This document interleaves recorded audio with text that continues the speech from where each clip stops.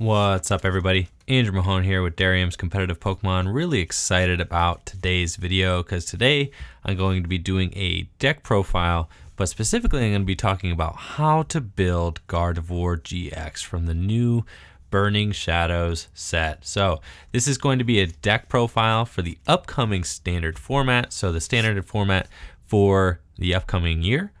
This is going to be post-rotation happening in September. So really excited about the way this format's going to shape up without Versus Seeker. Been testing this deck out a little bit. I think Gardevoir is super strong headed into next year, and I think it's the kind of deck that just is so strong, so versatile, that it's going to have a very bright future. So really loving Gardevoir, and I think that the way that I have been playing the deck just runs super smooth and just very consistent. And also just excited to kind of let you guys in and see, what goes through my mind and my thought process while I'm building a deck.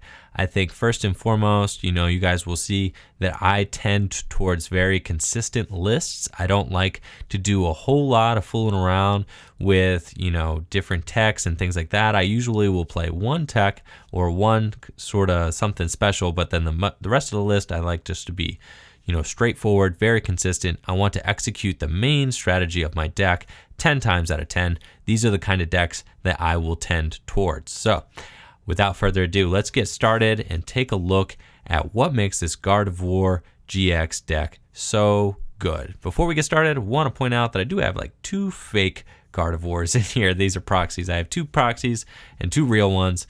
So bear with me. I mean, they look pretty good proxies though. I mean, just saying. I mean, they're printouts. So definitely just want you to know I'm not trying to pull a fast one on you. I do have 2 fake ones and 2 real ones. So let's go ahead and check this deck out. First of all, you will notice I play a thick 4-3-4 Gardevoir GX line. Now you might be saying, whoa there, Andrew, that's a lot of Gardevoirs. Why do you play so many Gardevoirs? But I will get there. I also play 2 copies of Diancie, 3 copies of Tapu Lele, and as of right now, I have a 1/1 Octillery line. But these are kind of, these are cards that are flexible, and I consider these 2 cards, definitely are up in the air. This is the first draft of my list for the upcoming standard format. So this thing is bound to change and evolve in some kinds of ways, but I will let you know as far as my testing for the World Championships go, this is very similar to the list that I've been testing for Worlds and has been very successful in my testing so far. So let's talk about why this skeleton works. One of the other things you might notice is that I'm not playing a copy of the Gallade. Some people have been talking about Gallade in here. Gallade also evolves from Curlia, so you could play a Gallade in combination with Octillery. I don't like that, and I'll talk about why. First and foremost, the main attacker of this deck is Gardevoir GX. Gardevoir GX is a great GX Pokemon. Stage 2 means it has to evolve twice, has 230 hit points, very type, and is primarily used for the Secret Spring ability and Infinite Force attack. Secret Spring says once during your turn before you attack, you may attach a Fairy Energy card from your hand to one of your Pokemon. So it just allows you to accelerate Fairy Energies from the hand to your Pokemon once per turn per Gardevoir GX that you have in play, meaning that you can stack. So if you have 3 Gardevoir GX in play, then you could accelerate 3 Fairy Energies from the hand to any of your Pokemon during your turn. And then you can still attack or still attach an additional energy as your attachment for turn. So Secret Spring stacks, and that's important. One of the main reasons I play so many Gardevoirs. Also, you have this Infinite Force attack, which says this attack does 30 damage times the amount of energy attached to both active Pokemon. So Gardevoir does more damage for the amount of energy attached to Gardevoir. So obviously Secret Spring and Infinite Force have great synergy together, and you will be using Secret Spring to help power up your Gardevoirs to power up big Infinite Force attacks to try and take big one-hit knockouts. That's kind of the whole point of the deck, right? So when building a Gardevoir GX deck, you want to ask yourself, and I ask myself this question when I'm building any kind of deck, what is going to be my win condition, right? How do I win games with this deck? And so if I asked you, how are you going to win games with a Gardevoir GX deck? You'd say, well, I'm going to try and get as many Gardevoir GX as I can into play, right? Because that Secret Spring ability is very powerful. And I'm probably going to try and use Secret Spring to power up big infinite force attacks to try and take as many knockouts as I can, right? Just big one-hit knockouts. I don't really want to be taking too many two-hit knockouts, really, because infinite force, you just want to be trading favorably with your opponent. And the way to trade favorably is to take big one-hit knockouts and then avoid getting knockout in return, right? And then you will win games because you'll win the trade.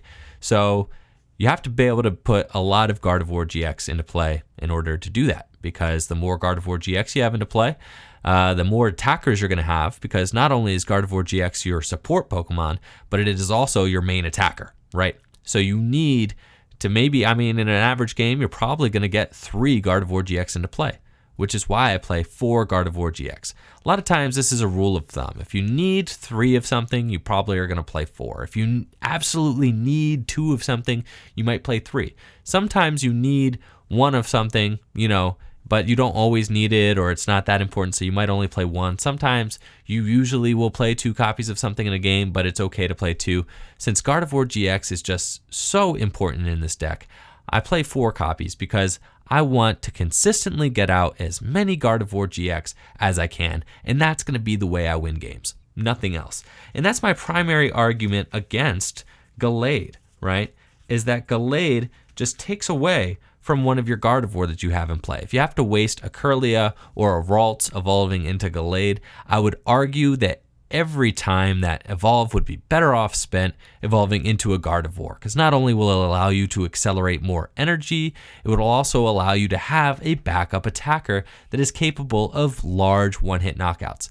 Now you might say, okay, but Gallade has better synergy with Octillery. I could tell you from my experience, this deck has no problem drawing the cards it needs. If you build this deck correct, you do not need to stack your deck and pull off a fancy trick with Octillery in order to get the cards you need into your hand. You could just build your deck so that there are enough energy, enough everything that you need so that you hit it without pulling off the fancy Gallade Octillery trick. I've talked to my friends about this, and I think using Gallade and Octillery together is more like trying to pull off a fancy trick than it is trying to win a game.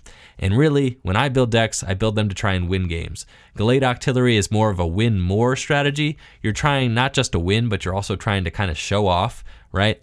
I think all you need to do to win games with this deck is just power up as many Gardevoir GXs as you can, which is why I play a thick 4-3-4 line. You'll notice we do play the 3 copies of Kirlia.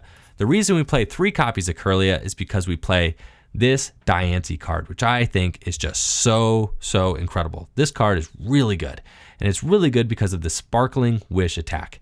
Sparkling Wish reads, search your deck for a card that evolves from one Pokemon and put it onto that Pokemon to evolve it, right?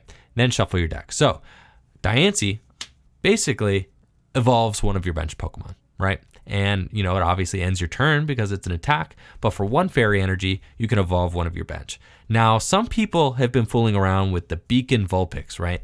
And using that instead of Diancie in this deck. I am not a fan of that, and I'll tell you why. Because a lot of times if you go in Beacon, yes, Beacon is free, first of all, and Beacon gets 2 evolution cards or 2 Pokemon from your deck and puts them into your hand. However, in this format, you'll notice not only are we playing 3 Tapu Leles, but since Versus Seeker is rotated, everybody is going to be running 4 copies of N. Everybody is going to be playing 4 copies of N. That Beacon will never, ever stick. I promise that Beacon will never stick. So, and even if it does, maybe it sticks 1 out of 10 games. Diancie is just a better card, so I'm going to tell you why. Diancie immediately evolves one of your bench Pokemon. So say you have a turn 1 Diancie, right? And maybe you're going second, and you have Diancie in the active and a Ralts on the bench. You are going to be able to use Sparkling Wish to get a turn 1 Kirlia, right? So then on your second turn, you are ready to evolve that Kirlia into Gardevoir immediately. It's just faster. Now imagine if you had a Vulpix in the active, right? And you had done turn 1, you use Beacon, and you go and get a Kirlia and maybe another Ralts, right? And then you end the turn and these are in your hand and you still have a Ralts on the bench, right? So then your opponent probably ends these away, and maybe you draw into them the next turn, but that means that you're only going to be able to get a turn 2 Kirlia at the fastest, right? So Diancie is simply a faster card, which is why I prefer it. It allows you to get turn 2 Gardevoir GX, whereas Beacon really, yes, you could Beacon for a Gardevoir and then maybe Rare Candy, but this is just a guaranteed fast card, right? And I really love that it evolves up through the Kirlia, so if your opponent tries to do anything fancy, maybe with Espeon EX to try and devolve it or anything like that, you can still have your Kirlias. I really like that, having the Kirlias underneath my Gardevoirs. Also, it's just more consistent to evolve up into Kirlia with Sparkling Wish, and then all you have to do is evolve into Gardevoir, right? It's more consistent to do that than to try and hit your rare candies. Now, I do play rare candies in this list, but having the option to do Diancie, Sparkling Wish into Kirlia, and then immediately put Gardevoir down, and then also having the option to rare candy makes this list extremely consistent, right? You'll notice that we do also play 3 copies of Tapu Lele. Tapu Lele is an amazing card. Tord played 4 copies of Tapu Lele in his international championship winning Drampa Gardevoir deck.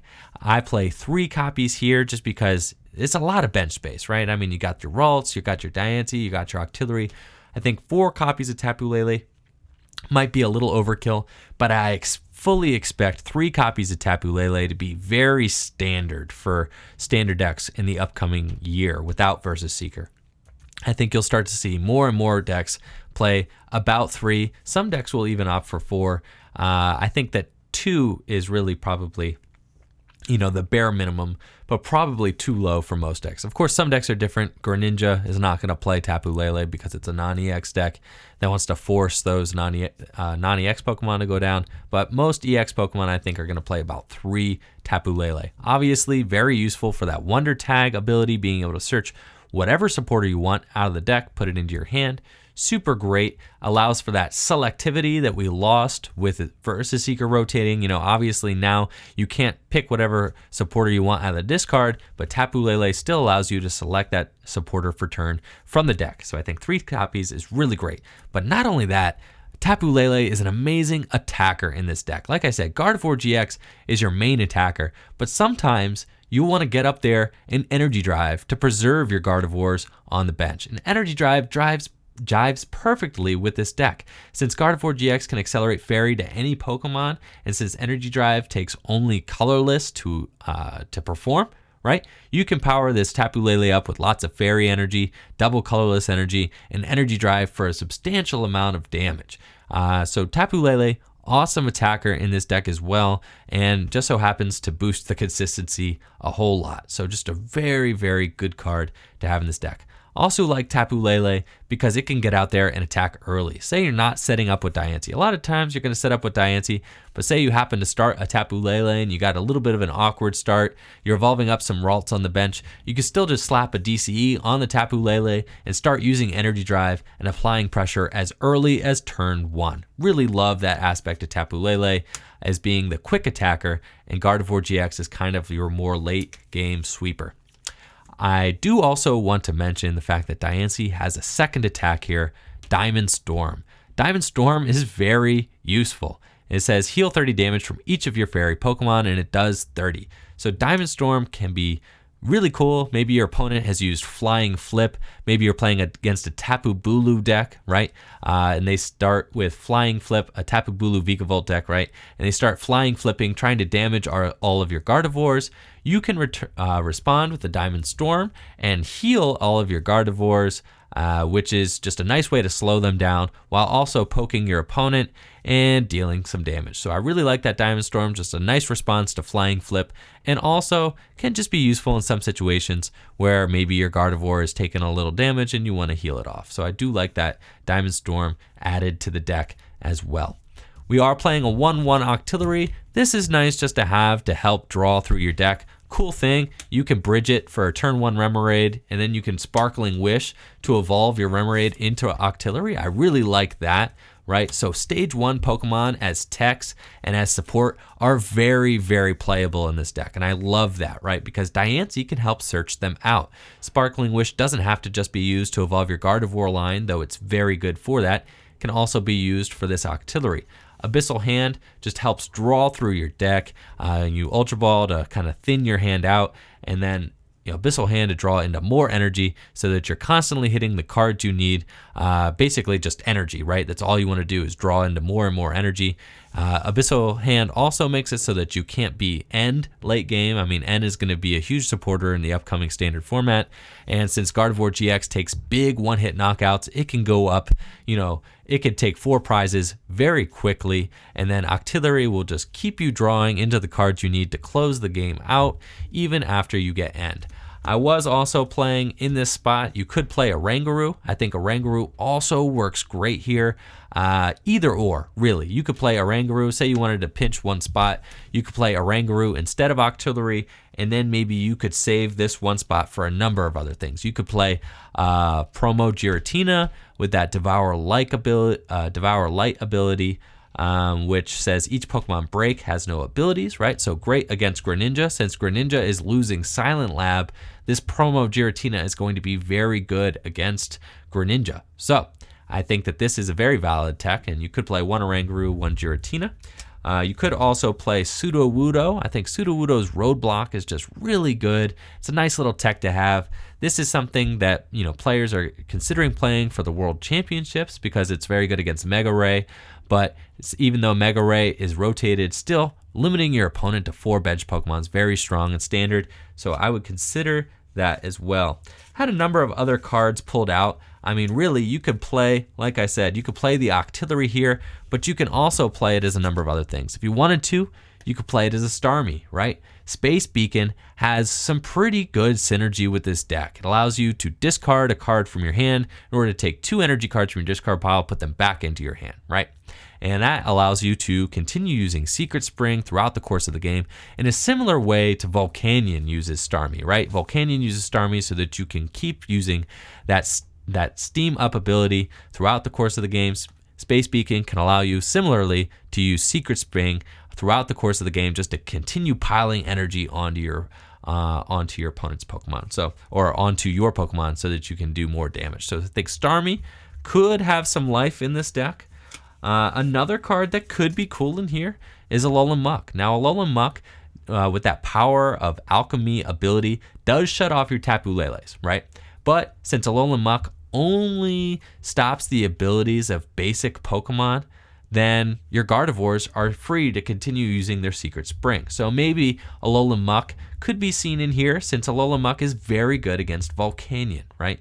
Volcanion EX can't use its Steam Up ability and will not be taking any one-hit knockouts on Gardevoir if you have Alolan Muck in play. So Alolan Muck is a possibility, but I wanted to show you guys some of those techs that I'd been thinking about. I think Octillery is kind of just like, the vanilla list, and this is kind of your vanilla setup that I would start out building your Gardevoir GX deck with. So I hope that kind of gave you an idea of the Pokemon.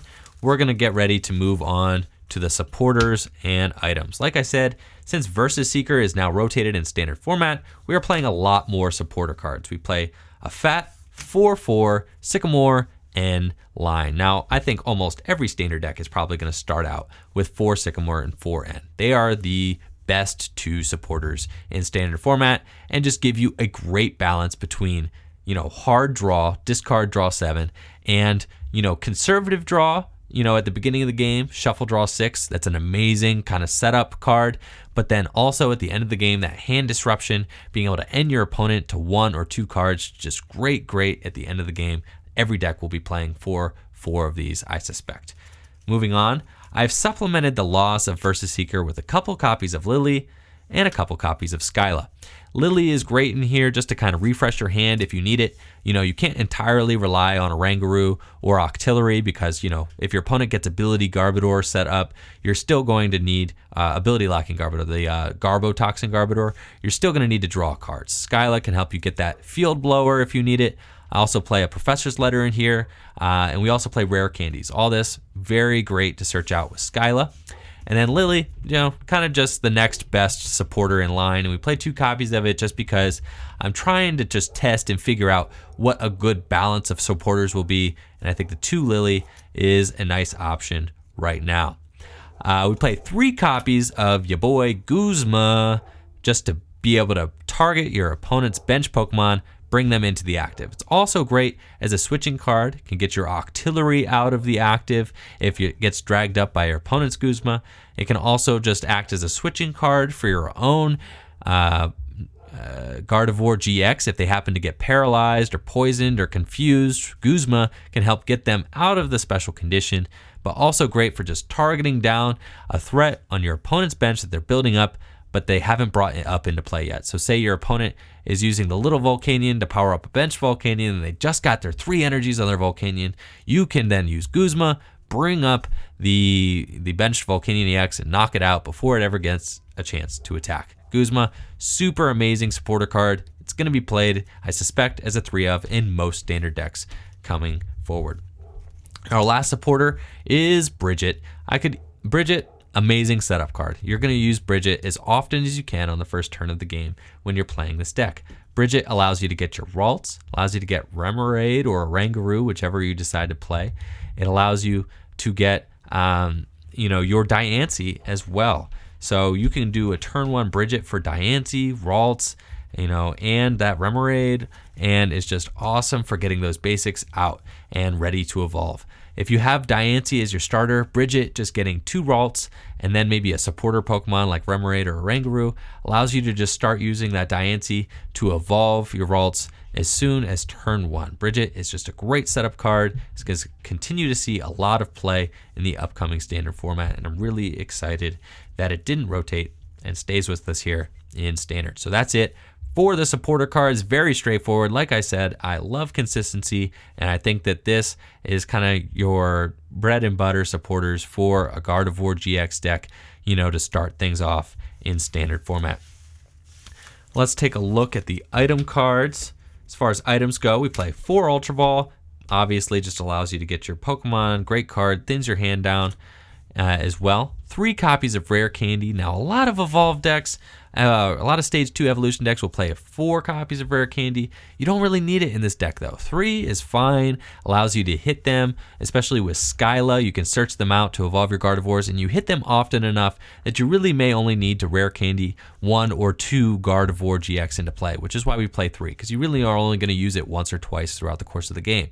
Most of your Gardevoirs can get evolved up very fast by using Diancie, which is why, we only play 3 copies here. Now, if you were going to play a different version that did not play Diancie and didn't play the 3 copies of Kirlia, maybe you'd play a 4th Rare Candy, but with the Kirlia and the Diancie, you really just don't need 4 Rare Candy. So we only play 3 for that reason.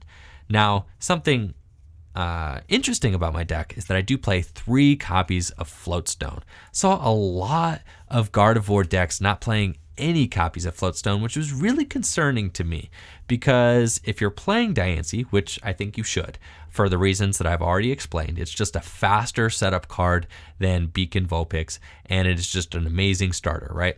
I've also seen some players playing Sylveon GX maybe as their opening, because you could play Sylveon in the Diancie spot and use that magical ribbon to search out 3 things. I have the same problems with Sylveon that I have with Beacon Vulpix. That just gets end away, right? So I think Diancie is the superior starter. But then you want to be able to get the Diancie into the active. And ideally, you want to get the Diancie into the active on the first turn of the game. You can't do that without playing Floatstone.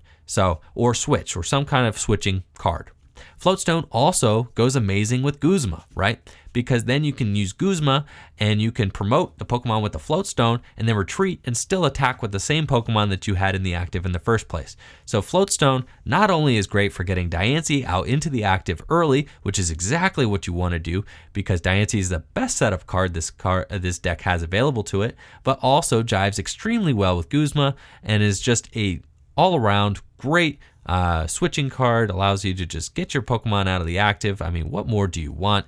I think Floatstone contributes wonderfully towards the consistency of this deck, and I really have loved playing 3 copies of it. The other argument I made for Floatstone, right, because you'll notice that I actually do not play any copies of Choice Band. And the deck has been running very well without any copies of Choice Band, and I've been able to beat some mirrors. So let me talk to you a little bit about how Floatstone helps, kind of better than Choice Band, right? Because it's kind of, Choice Band would go in these spots. Now, maybe you could pinch one, put a Choice Band there, right? Maybe you could pinch one other card in the deck and put 2 Choice Band in. But I'd argue that Floatstone is just more consistent, and really you're going to win more games by getting a turn 1 Diancie and starting to evolve up more Gardevoir GX than your opponent than you are going to win with the inclusion of 1 or 2 Choice Band. So Floatstone, in a weird way, also buffs your damage output. And the way it buffs your damage output is because if you say you start Ralts in the active, right?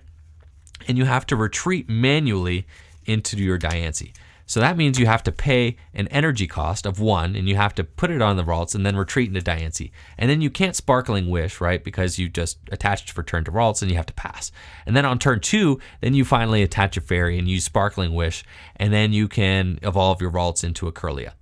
Now, that's not ideal. What's ideal is that you have the Ralts in the active, you attach the Floatstone, right? And then you retreat and you can attach your energy to the Diancie and use a turn 1 Sparkling Wish, right? And evolve up here. So now you have saved yourself 1 turn of energy attachment, meaning on the second turn of the game, I could just start attaching straight to the Curlia or the Gardevoir because I don't need to attach to my Diancie to use Sparkling Wish because I didn't have to pay to retreat. So it just makes your deck a turn faster than it would be otherwise.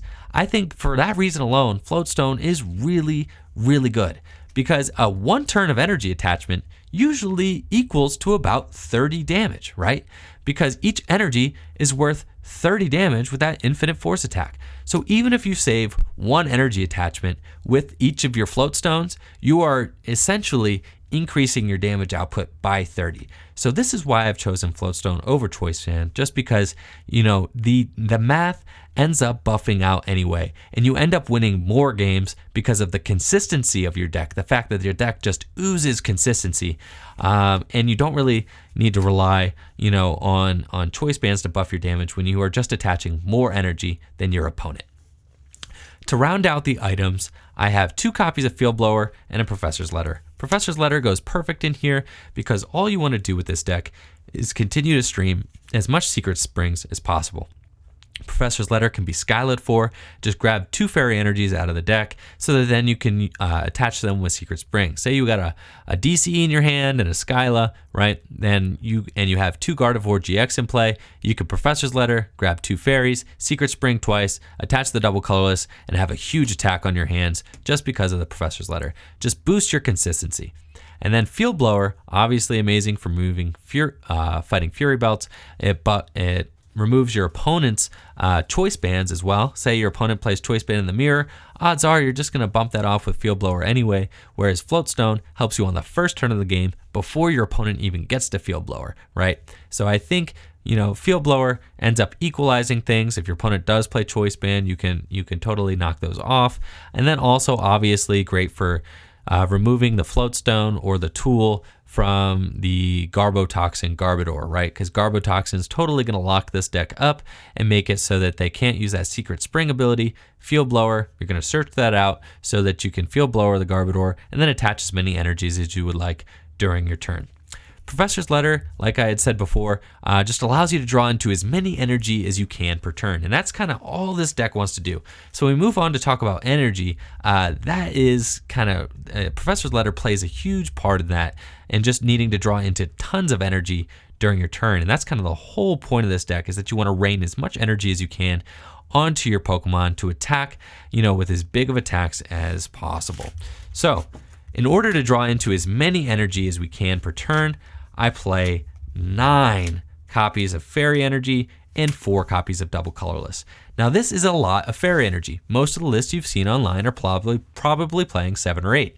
I play 9 and a copy of Professor's Letter, right? So the reason I play so many is because with Secret Spring, right?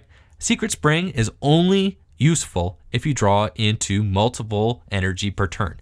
If you are only drawing into 1 energy per turn, then you can't even take advantage of Secret Spring to attach more than 1 energy.